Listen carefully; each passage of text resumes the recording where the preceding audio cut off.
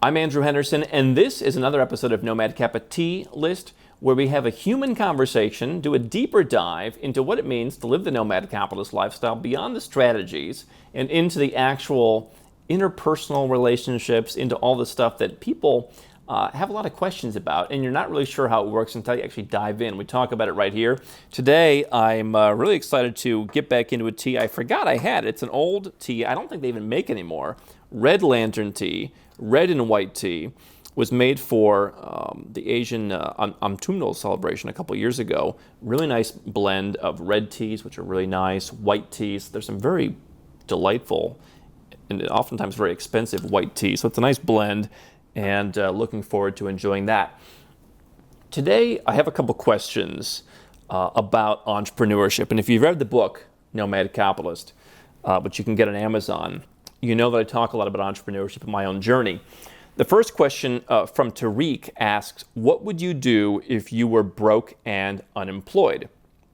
And about 16 years ago, this was me. I guess I technically had a kind of a side hustle at night that was technically employment, but I was basically just starting out. I was unemployed. I received no money in loans, grants, gifts, money from dad, trust funds, anything. I started off totally from zero out of high school, spent about a year and change in university before just totally getting out of that. And what I did was I started a business in the broadcasting industry, kind of a niche business. I've always kind of liked niche businesses because there's less competition. And anyway, during the day, I was running this business, and I'll talk about that in a second.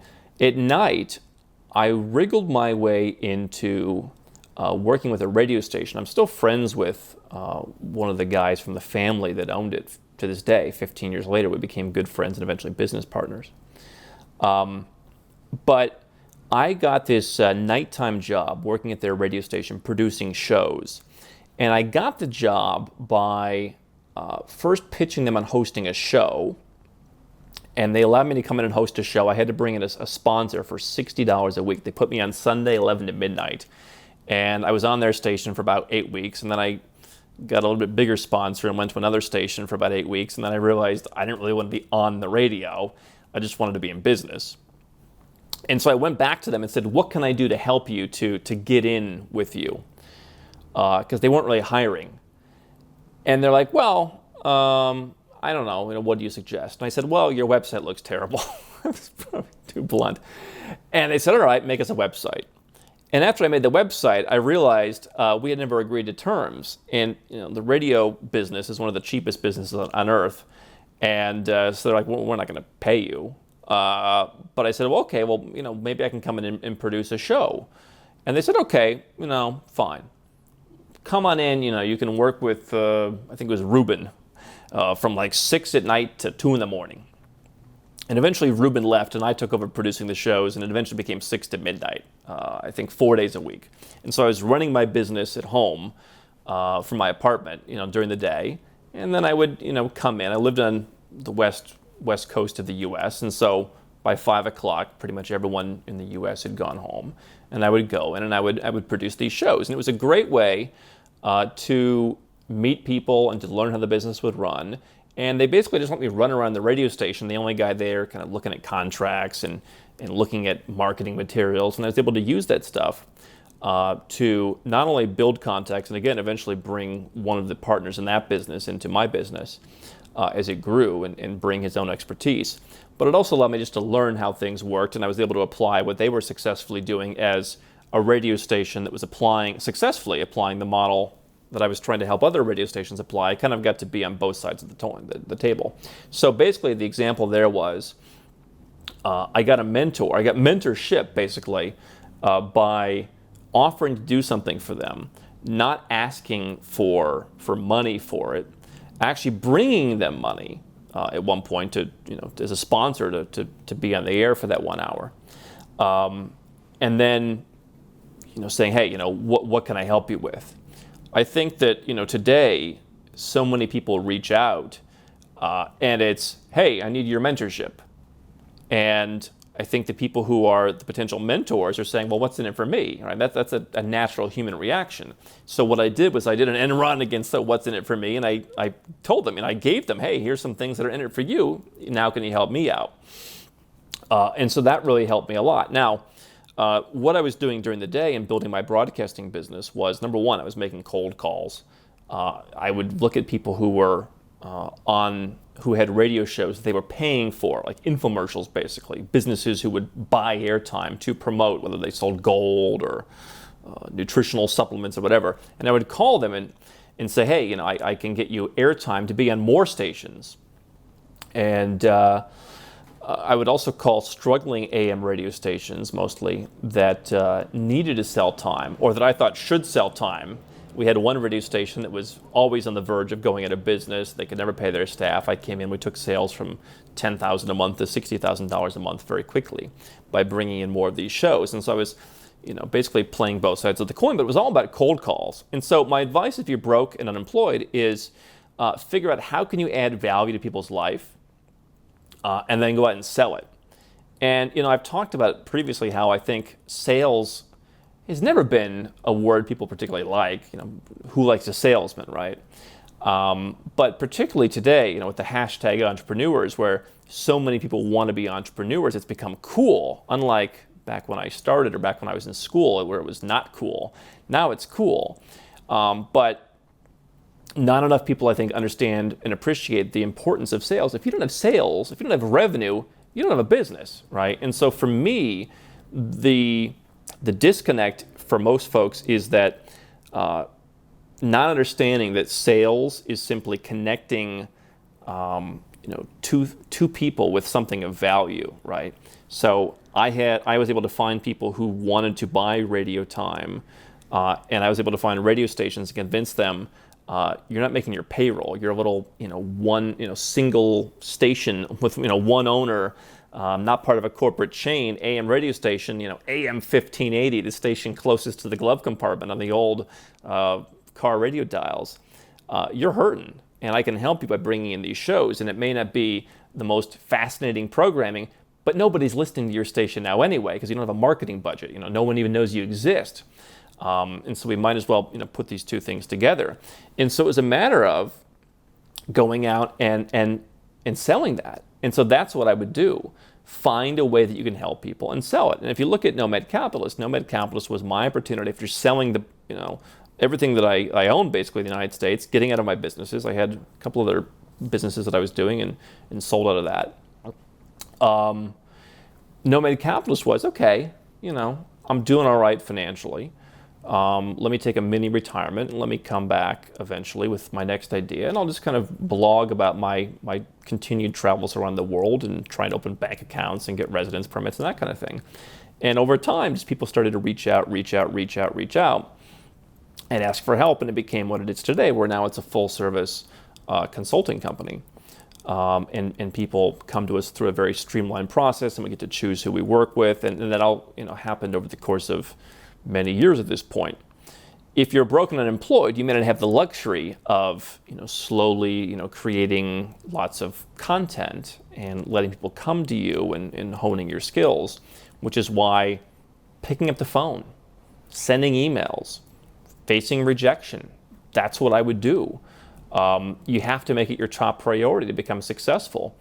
And you can do that living overseas. To cut your cost. I mean, if you're from a country where things are expensive, you can go and live in a country where things are less expensive, and that's one way to do it. But you have to be willing to face rejection. You have to be willing to face some unpleasantness. I think back to this day about people I reached out to who hosted radio shows who were insulted the fact that I wanted them to pay to have a radio show. It's like, but you're already paying this station.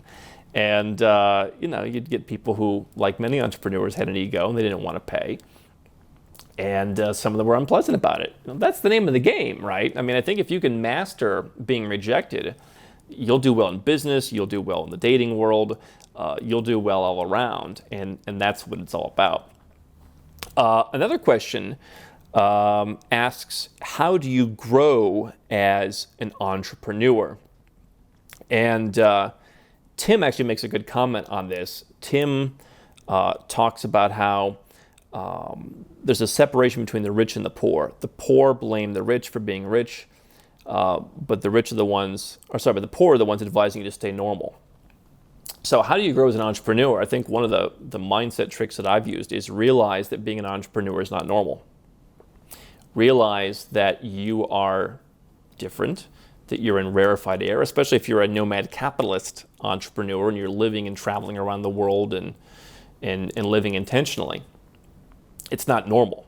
And so if you're seeking validation, or oftentimes if you're seeking advice from most people around you, you're not going to grow as an entrepreneur. You need a circle of valuable people. And so I go back to my original example of how I built my business. I found people who were doing something that I wanted to do successfully, and I tweaked that and I pivoted off of that. The people that I learned from were basically doing it in one place, and I wanted to do it across the whole country. But they still had the skills of what worked in that regard.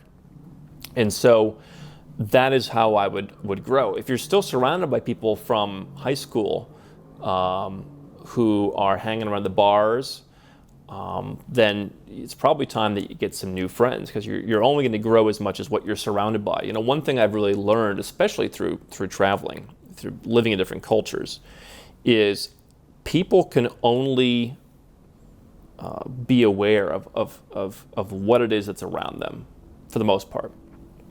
So whatever it is that's normal to people is what they're going to, that's their normal. That's what they're going to advise you on. It's how they're going to live. And so if you go to someone and you say, hey, here's how I like to do it, and they have no idea that that's how things can be done, they're going to push back on that.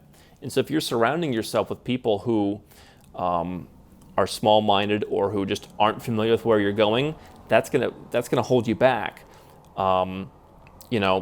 I have people who I've known over the years who it's like, hey, $100,000, how do you make more than that? Or you'll go sometimes on some of these digital nomad forums, and people will ask incredulously, is it possible to make more than $10,000 a month? Well, if you're asking that, with such, incredulousness in your voice, then you're probably never going to make more than $10,000 a month. And so, one of the things that I've done to become successful is surround myself with people who make a lot of money, because then you realize it's possible. You may never reach certain levels, but you at least know it's possible. I've met people who have made hundreds of millions of dollars in their lifetime. Will I make hundreds of millions of dollars in my lifetime? Perhaps not. But I do know it's possible. And then it's just a matter of priorities. What do you prioritize? As I get older, having had 15, 16 years of relative success, I can start to prioritize, for the first time and probably ever, relaxing a little bit. We have 20 plus team members, and letting them do some of the stuff, and being a little bit less 24/7. But when you want to grow, it's really got to be a top priority. I also think that you have to learn your flaws. You have to learn, what am I not good at, and hopefully delegate that. You also have to learn from a personality standpoint, what are my flaws? I don't suffer fools as well as perhaps I should, but that's what it is. And so what my solution is, I used to constantly feel badly when I would, bring fools into my life and then get frustrated with that. And what I've realized now is, no, let's tighten up the processes, right? Let's make sure that we have only great people. Or there's certain things that just I never gel with, or there's certain personality types that I don't gel with. I just don't have those people around. So, rather than trying to push through things that just aren't a fit for you, sometimes it's just better to go around it. And so if you recognize and have that kind of self-awareness, you're going to be able to go around those things much more easily. And you're also going to be much less vulnerable, which in this sense is a good thing. I basically want to learn from people who've been winning for a long time, people who are builders, people who have a long track record. And some of the most fascinating people for me to spend time with are folks in their 50s and 60s who have been successful in business for 30 years because they've seen it all. And, they're the guys who they've been sued. They've had the government come after them for, advertising something wrong. They've seen it all, right? It's like they're like a Vegas roulette deal. I mean, there's nothing you can do to shock them because they've seen it all. And I'd much rather learn from people like that. If you can find people like that to surround yourself with who have been around the block, you're going to have a lot, better opportunity to grow than hanging out with someone who's been successful for a year and a half. Because what I found, and probably what I was myself, even as a year and a half in, you have a lot more judgment. The judgment starts to melt away the longer you're successful. I remember sitting at someone's house on Christmas Day about 6-7 years ago, who got sued by some employees, and it was typical nonsense. But I could tell that the people in the room, the people who've been in business longer, the people who made more money, were like, "Oh, that's terrible," and like, what are your procedures to make sure that doesn't happen again, and this and that. And there were some people who are new to business who it's like, you're like a jerk. And so if you want to grow, you're going to have to get through those things. I mean, no one becomes super successful without running into problems. And so if you're hanging out with people who can't imagine having problems or can't push through those, it's going to be just as difficult as hanging out with folks who don't think you can make more than $10,000 a month. So that's how I would focus on growing as an entrepreneur. And again, going back to the point Bob leaves a comment, people who think rich people are evil are people who typically don't know the least thing about running a business or even working in a skilled job. Bob is basically saying, hey, it's hard to find people that you connect with. He's saying it's nice to find there's a voice of reason, right? Someone else says playing it safe is being normal. Normal is living paycheck to paycheck. That's what most people identify with. You're never going to change their mind. You shouldn't try and change their mind. This is why I've said, not everyone's going to be a digital nomad. Not everyone's going to be a nomad capitalist. Not everyone's going to be an entrepreneur. Most people don't want to be, and that's fine. But if you're relying on that, you're not going to grow. If you're relying on that as your pool of inspiration, it's not that being a successful entrepreneur means that you don't like those people or that you judge them. I think everyone should do what they want. But they're probably not going to be the folks getting you to the top. And, even if they get you to a certain level, sometimes you've got to change horses. Sometimes, you have certain people in your life that get you to $1 million, let's say in your team, $1 million in revenue, for example, but they're not going to get you to 10 million. Okay. Maybe they were too early in the company. Maybe, they just, whatever. They can't get you to the next level. And so understand, as my father said very early in life to me, he said, it's lonely at the top. And when you're doing great things, that's going to be difficult. And so if you're not expecting that, it's going to be a bit of a shock. So those are some things that I would do to grow as an entrepreneur. If there's something you'd like to add, please do leave a comment below because I'd like to hear your feedback as well. How can Nomad Capitalist help you? 4 ways. Number 1, subscribe to our channel and click the notification bell to make sure you get our new video every day. Number 2, get a copy of Nomad Capitalist, the book. You'll learn a lot of my personal experiences over a dozen years of studying this stuff, as well as exactly some of the strategies that you can use to build your Nomad Capitalist plan. Number 3, if you're not sure where to start, but you want to come and learn from my team and I, you want to come and mingle with like-minded people, learn more about our live conference, Nomad Capitalist Live. It's coming up soon. And number 4, if you want some help right now because you've got a burning issue, you need something solved, you want to lower your taxes, get a second passport, or build the Nomad Capitalist lifestyle of your dreams, go to nomadcapitalist.com and click on Become a Client.